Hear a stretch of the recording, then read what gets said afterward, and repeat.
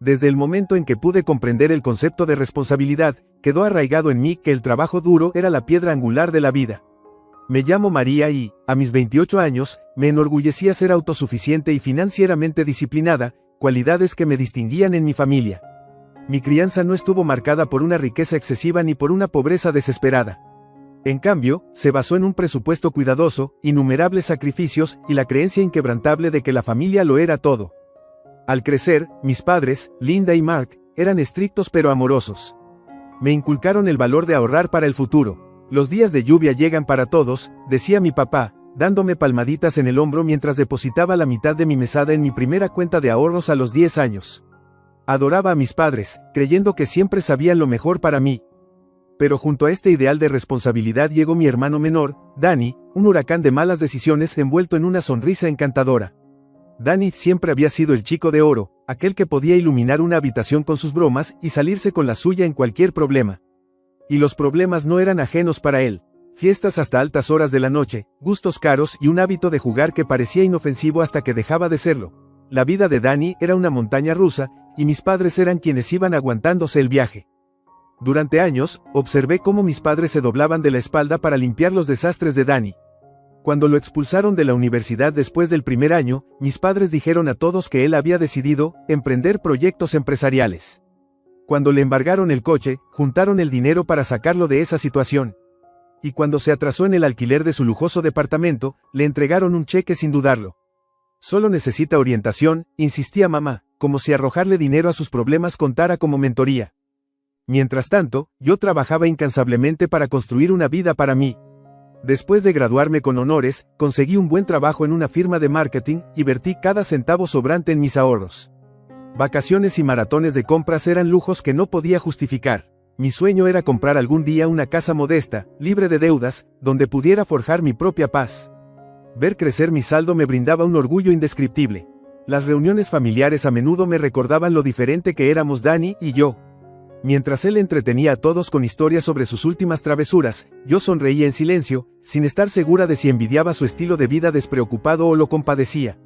Las conversaciones inevitablemente derivaban en el potencial de Danny y en la fe inquebrantable de mis padres de que él estaba destinado a la grandeza. Aprendí a reprimir mi frustración, recordándome que mi arduo trabajo daría frutos de maneras que el encanto de Danny nunca podría. A pesar del favoritismo, nunca cuestioné el amor ni las intenciones de mis padres.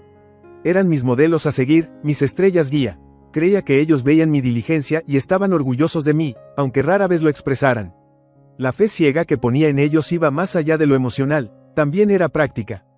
Cuando abrí mi cuenta de ahorros, puse a mamá como codeudora. Me resultó natural, ella era mi madre, mi confidente de confianza. ¿Qué daño podía haber en eso? Esa confianza se convirtió en la base de mi vida. Confiaba en que mis padres me apoyarían emocionalmente, incluso cuando el drama de Danny dominara su atención. Confiaba en que reconocerían mis sacrificios, aun cuando canalizaban recursos para arreglar sus crisis. Y, sobre todo, confiaba en que respetarían los límites que cuidadosamente había establecido en torno a mi independencia financiera. Pero la confianza es algo frágil, construida a lo largo de años de creencia, y capaz de romperse en un solo momento. No fue hasta el día en que revisé mi cuenta bancaria, esperando ver la suma constante que había ahorrado tras años de disciplina y autosacrificio, que me di cuenta de que el fundamento sobre el cual había construido mi fe no era más que arena. Comenzó como un típico lunes por la mañana. Estaba sentada en mi mesa de la cocina, bebiendo café y revisando mis correos electrónicos. Por impulso, decidí revisar mi cuenta bancaria. Se había convertido en un ritual reconfortante. Un pequeño recordatorio de que todo mi arduo trabajo estaba dando frutos, de que los sacrificios valían la pena. Cuando la aplicación cargó, calculé mentalmente cuánto debería haber, casi $30,000. Años sin vacaciones, almuerzos preparados en casa y trabajos freelance adicionales habían convertido esa cuenta en una red de seguridad de la que podía estar orgullosa. Mis sueños de dar un pago inicial para una casa modesta finalmente estaban al alcance. La pantalla se iluminó y, al principio, pensé que debía haber un error. Mi saldo no se acercaba ni remotamente a $30,000. Estaba justo por debajo de $1,200. Me quedé congelada, mirando el número como si con la mirada pudiera hacer que cambiara. Seguro que era un fallo. ¿Quizás la aplicación estaba fallando? Actualicé la página. Mismo número. Mi garganta se apretó mientras la angustia se apoderaba de mí. Rápidamente, navegué a mi historial de transacciones, desplazándome frenéticamente en busca de una explicación. Allí estaba, un solo retiro de casi $28,000. El destinatario, un nombre que reconocí al instante, Dani. Se me encogió el estómago. Mi mente se esforzó por comprenderlo. ¿Por qué tendría Dani acceso a mi cuenta? Nunca había compartido mis datos con nadie excepto con mi madre, quien era la codeudora en la cuenta desde hacía años. Mis manos temblaban mientras la llamaba. El teléfono sonó 2 veces antes de que ella contestara, con voz alegre. Hola, cielo, ¿cómo estás? Mamá, dije con la voz tensa, ¿tú o papá retiraron dinero de mi cuenta de ahorros? Hubo una pausa, lo suficientemente larga como para ponerme nerviosa. Finalmente, suspiró. Sí, cariño, tuvimos que hacerlo. Mi corazón latía con fuerza en mi pecho. ¿Tuvieron que hacerlo? ¿Qué quieres decir? Ese dinero era para mi casa. ¿Por qué lo tocaron sin preguntarme? María, cálmate, dijo con un tono que solo aumentó mi ira. Dani necesitaba ayuda. Se metió en un pequeño lío de nuevo y no podíamos dejarlo solo. Es familia. ¿Un pequeño lío? Repetí, mi voz alzándose. ¿Quieres decir que vaciaron casi todos mis ahorros para rescatarlo? ¿Sabes siquiera cuánto tiempo me tomó ahorrar ese dinero? Cariño, comenzó, pero su voz cambió. Menos de disculpas, más a la defensiva. Dani ha estado pasando por mucho. Es tu hermano. No sabes lo que se siente estar en sus zapatos. Siempre has sido estable, responsable. Te recuperarás. No podía creer lo que estaba escuchando. Mi sangre hervía mientras trataba de comprender cómo podía decir algo tan despreciativo. ¿Estable? ¿Responsable? Eso no te da el derecho de robarme, mamá. Ni siquiera preguntaste. No es robo, espetó, con tono helado. Somos tus padres. Lo hemos hecho todo por ti, María.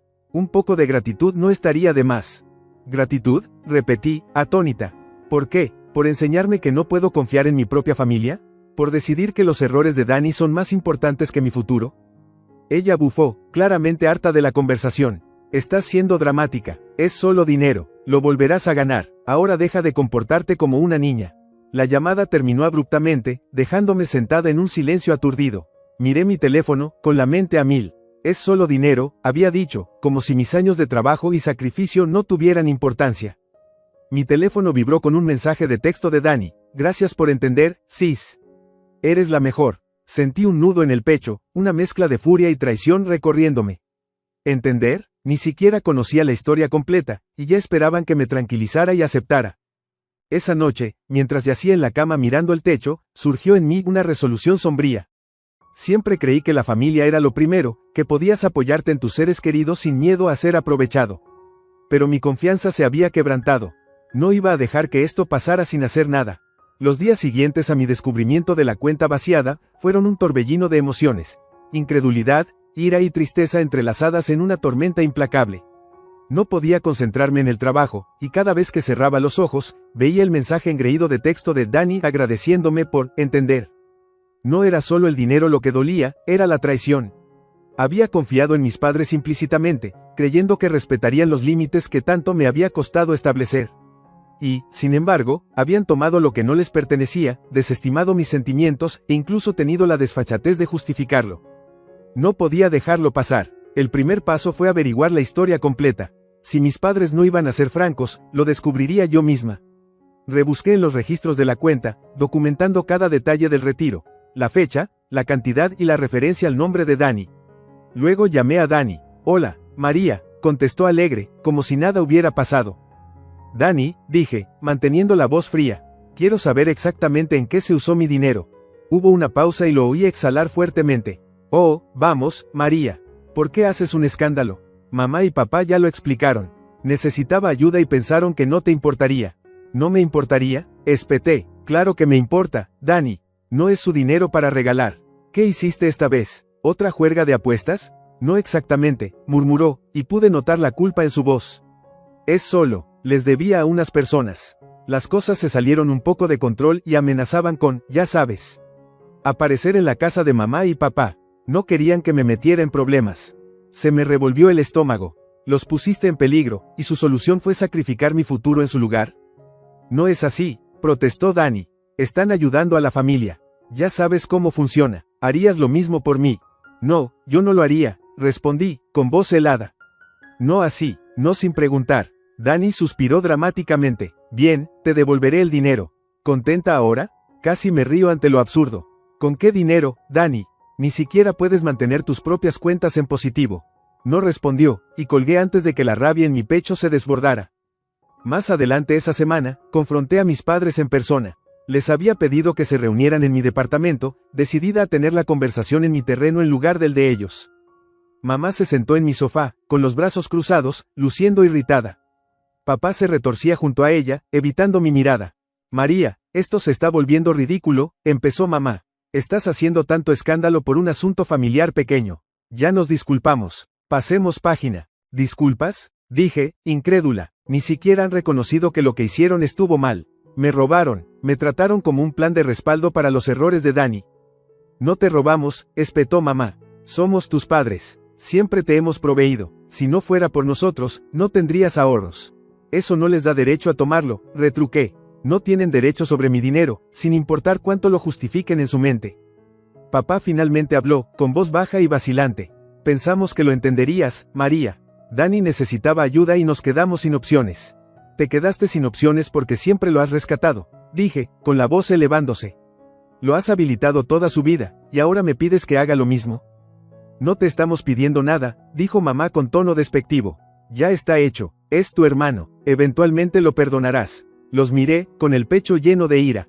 ¿Se escuchan? Ni siquiera pensaron en preguntarme antes de quitarme todo por lo que trabajé. ¿Cómo esperan que lo perdone? Papá se frotó las sienes, claramente agotado. Buscaremos la manera de devolverte el dinero, ¿de acuerdo? Tomará tiempo, pero lo solucionaremos. Sentí la garganta apretarse mientras las lágrimas amenazaban con caer, pero me negué a mostrar debilidad. No se trata solo del dinero, dije en voz baja. Se trata de la confianza. Y ahora mismo, no confío en ninguno de los dos. Mamá se levantó de golpe, agarrando su bolso. Si vas a actuar así, quizá no deberíamos haber venido. Lo hemos hecho todo por ti, María. Todo. ¿Y así nos lo agradeces? Váyanse, dije, con la voz temblorosa de rabia apenas contenida. Solo váyanse. Se fueron sin decir otra palabra, y yo me desplomé en el sofá, con el peso de su traición oprimiéndome. En los días siguientes, comencé a investigar mis opciones legales. No tenía idea de si podría siquiera presentar un caso contra mis padres, pero estaba decidida a intentarlo. Cuanto más investigaba, más claro me quedó, lo que habían hecho calificaba como malversación de fondos. Habían abusado de su posición como codeudores en mi cuenta, y existían leyes para proteger contra eso. Programé una consulta con una abogada, una mujer perspicaz llamada Patricia, quien escuchó atentamente mientras le explicaba la situación. Este es un caso difícil emocionalmente, me dijo, con ojos amables pero serios. Estás lidiando con la familia, lo que complica todo. Pero legalmente, tienes un caso sólido. El retiro fue no autorizado y tienes la documentación para probarlo. ¿Y si presento un caso? Pregunté con voz incierta. Patricia se inclinó hacia mí. Si ganas, probablemente se te otorguen daños y la restitución. Pero esto tensará tu relación con tus padres. ¿Estás preparada para eso? Dudé, la pregunta pesaba mucho. ¿Estaba lista para convertirme en la villana de la narrativa familiar? ¿Para enfrentar a las personas que me criaron, incluso si eso significaba cortar lazos? Pensé en la sonrisa de Dani, el tono despectivo de mamá y las excusas de papá. Y luego pensé en todo por lo que había trabajado, mis sueños, mi independencia, mi futuro. Sí, lo estoy, dije finalmente. Patricia asintió. Entonces, pongámonos manos a la obra. El tribunal estaba más frío de lo que esperaba, tanto física como emocionalmente. Las luces fluorescentes arrojaban un resplandor áspero sobre los pulidos bancos y mesas de madera. Me senté en la mesa de la demandante junto a Patricia, mi abogada, quien irradiaba una calma confianza mientras nos preparábamos para lo que sería uno de los días más duros de mi vida. Al otro lado del pasillo estaban mis padres, luciendo visiblemente incómodos. La mandíbula de mamá estaba tensa en un gesto de desafío, mientras papá evitaba por completo el contacto visual. Dani no estaba allí, por supuesto que no, nunca aparecía cuando las cosas se ponían difíciles. El juez entró y todos nos pusimos de pie. Cuando comenzaron los procedimientos, sentí un oleaje de ansiedad en el pecho. Esto no era solo una sala de audiencias, era un campo de batalla.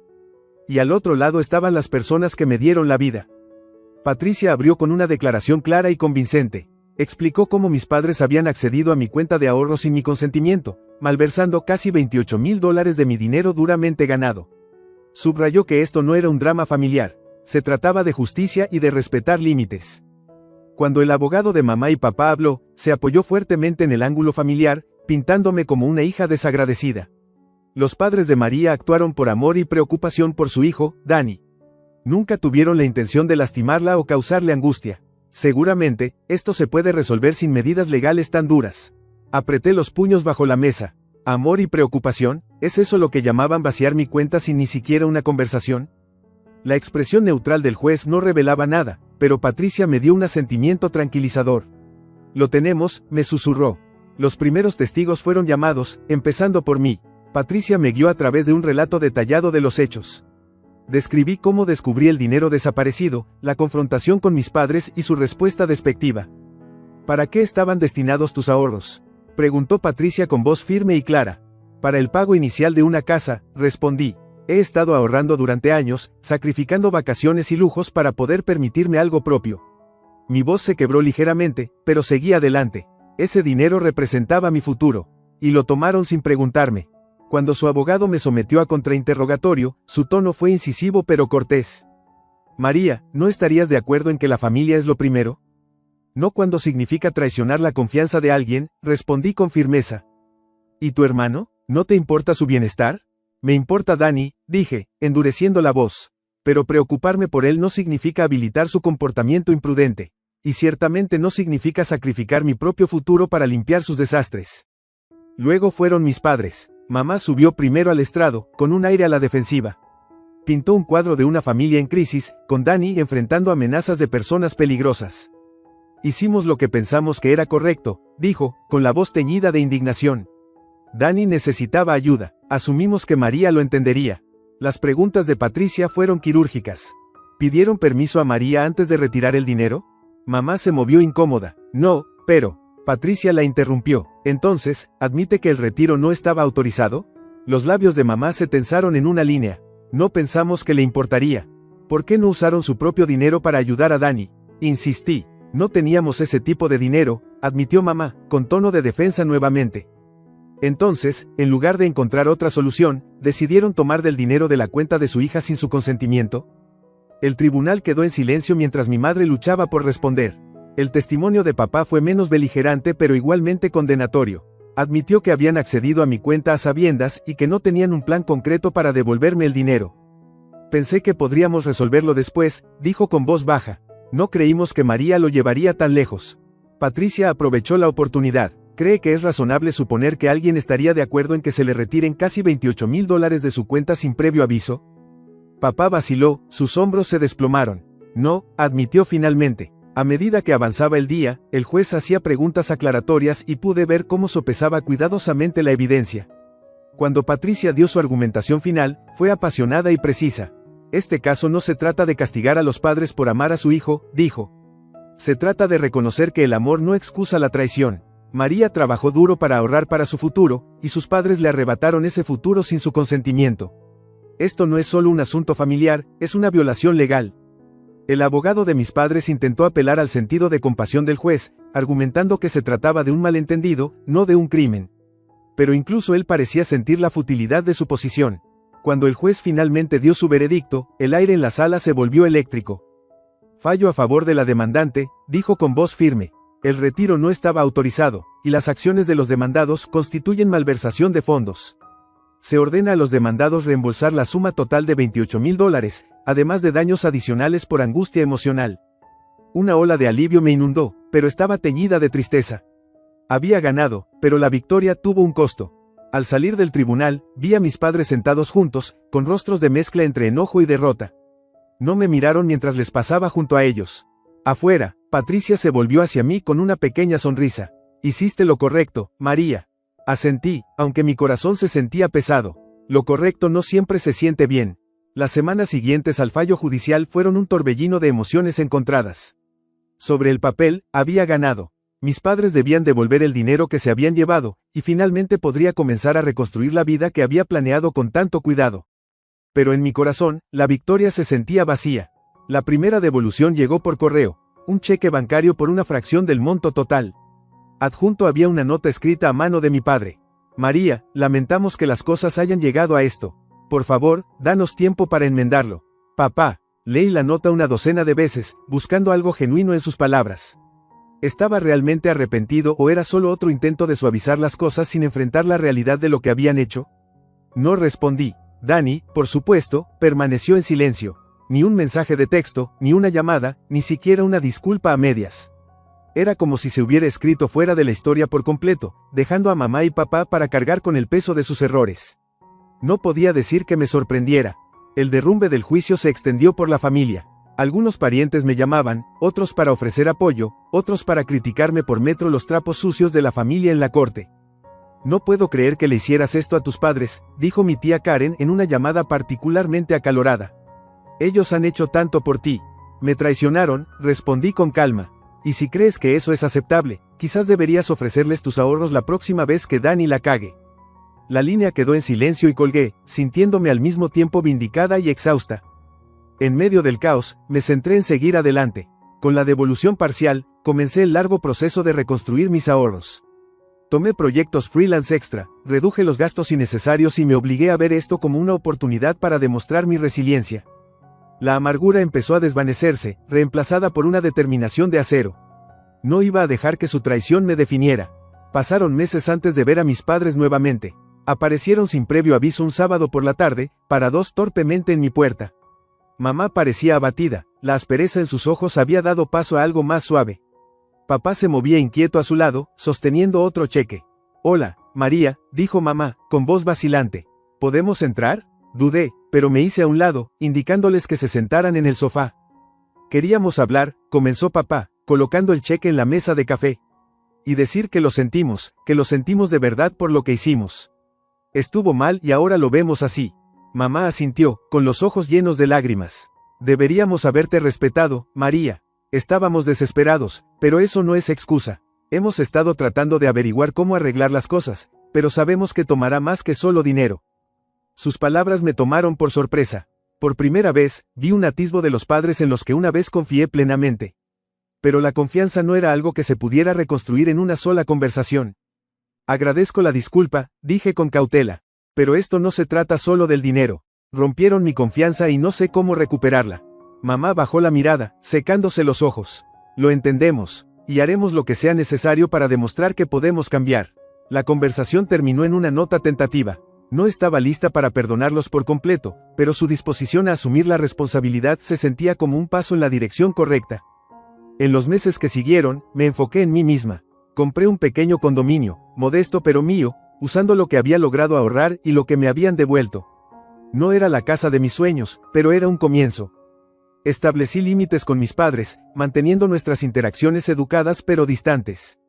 Dani seguía siendo un fantasma, su ausencia servía de recordatorio de por qué decidí defenderme desde el principio. Una noche, mientras me sentaba en mi nueva sala de estar, rodeada del tranquilo zumbido de mi propio espacio, sentí una sensación de paz. Había superado la tormenta y, aunque las cicatrices aún estaban allí, ya no sentía que pesaran sobre mí. Había luchado por mí misma y, por primera vez en mucho tiempo, me sentía completa. 3 años después, caminaba por el mercado de agricultores cerca de mi condominio cuando vi a Dani. Se veía diferente, más viejo, más gastado. Dudó al verme, pero finalmente se acercó, con las manos metidas en los bolsillos. «Hola, María», dijo en voz baja. «Dani», respondí, mi voz neutral, con la guardia aún en alto. «Quería decirte que lo siento», dijo, encontrando mis ojos. «Por todo, por tomar tu dinero, por dejar que mamá y papá asumieran las consecuencias. He estado tratando de arreglar mi vida. Estoy trabajando ahora, pagando deudas». Sus palabras me sorprendieron, pero simplemente asentí. «Espero que lo digas en serio, Dani. Por tu bien». Nos separamos en buenos términos, pero mientras me alejaba, sentí como si se aligerara una carga. El cierre no borraba el dolor, pero me recordaba lo lejos que había llegado.